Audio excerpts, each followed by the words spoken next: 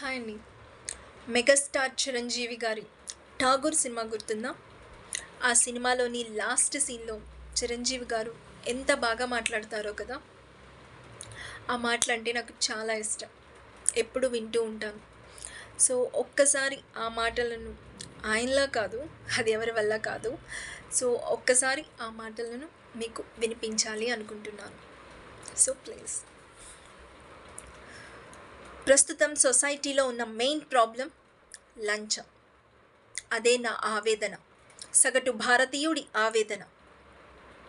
Sir, వయసు భయపడ్డ కన్నతల్లి కళ్ళ ముందే చనిపోతూ ఉంటే కాలధర్మం అని తెలిసి ఏమీ చేయలేక కన్నీళ్లు పెట్టుకుంటాం. అలాంటి కన్న తల్లులను ఎందరినో కన్న భరతమాత లంచం అనే మహమ్మారి సోకి అకాల మరణంతో అర్ధాంతరంగా చనిపోతూ ఉంటే చూస్తూ ఎలా ఊరుకోమంటారు sir? India is the greatest country. ఒక ఇండియా 250 సింగపూర్లతో సమానం. ఒక ఇండియా 8 జపాన్లతో సమానం. ఇండియా జనాభా 143 కోట్లు. అమెరికా జనాభా 34 కోట్లు. 34 కోట్లలో ఒక బిల్గేట్స్ పుడితే 143 కోట్లలో ఎంతమంది పుట్టాలి? కానీ ఒక్కడు కూడా పుట్టలేదు. కారణం? మన దేశంలో సైంటిస్టులు చేసే ప్రయోగాలు వెలుగు చూడాలి అంటే లంచం. మేధావుల మేధస్సు మన దేశానికి ఉపయోగపడాలి అంటే లంచం.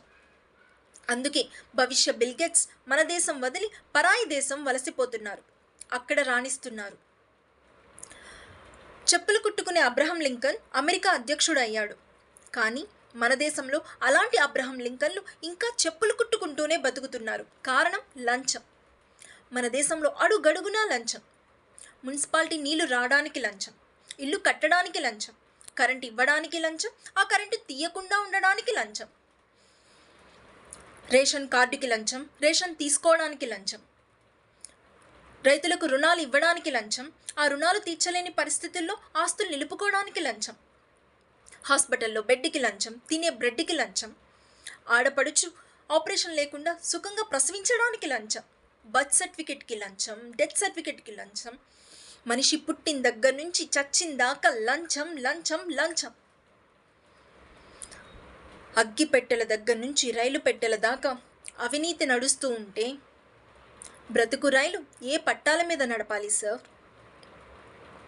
రిక్షావాడికి భయం పోలీస్ అంటే, పగటిపూట లైట్ లేదని ఎక్కడ కేసు పెడతాడో అని. లారీ డ్రైవర్కి భయం ఆర్టీఓ అంటే, పర్మిట్ ఉన్నా లేదని రోడ్డు మీద అడ్డంగా ఎక్కడ లారీని నిలిపేస్తాడో అని. రిటైర్డ్ అయిన వాడికి భయం పెన్షన్ తీసుకోవాలంటే, నువ్వు బ్రతికే ఉన్నావన్న సర్టిఫికెట్ అడుగుతాడేమోనని. పిల్లల కన్నా తల్లిదండ్రులకు భయం కాన్వెంట్ చదువులంటే, ఎల్కేజీ సీటుకి ఎంత డబ్బు ఇవ్వాలో అని. ఓ ఆటో డ్రైవర్, రిక్షావాడు, కూలీ రోజంతా కష్టపడిన సంపాదించిన డబ్బుని సగం ఈ లంచగొండే తినేస్తూ ఉంటే మిగతా డబ్బుతో పెళ్ళాం బిడ్డల్ని ఏమని పోషిస్తారు సార్? వీళ్ళంతా లంచాలు ఇవ్వగలరా? ఇవ్వలేరు. ఇలాంటి వాళ్ళందరి ఆవేదన చూసి నా గుండె రగిలిపోతుంది. ఒక్కసారి విశ్వకవి రవీంద్రనాథ్ ఠాగూర్ మాటలను గుర్తు చేసుకోండి.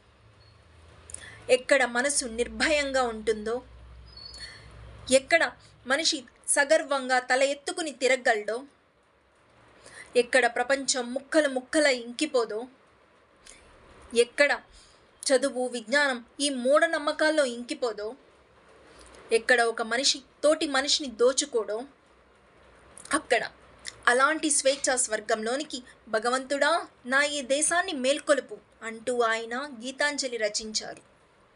ఆ ఠాగూర్ పేరు పెట్టుకున్న నేను ఆయన కలలు కన్న స్వేచ్ఛా స్వర్గంలోనికి నా దేశాన్ని నడిపించడానికి ఈ రక్తాంజలి రచించాను.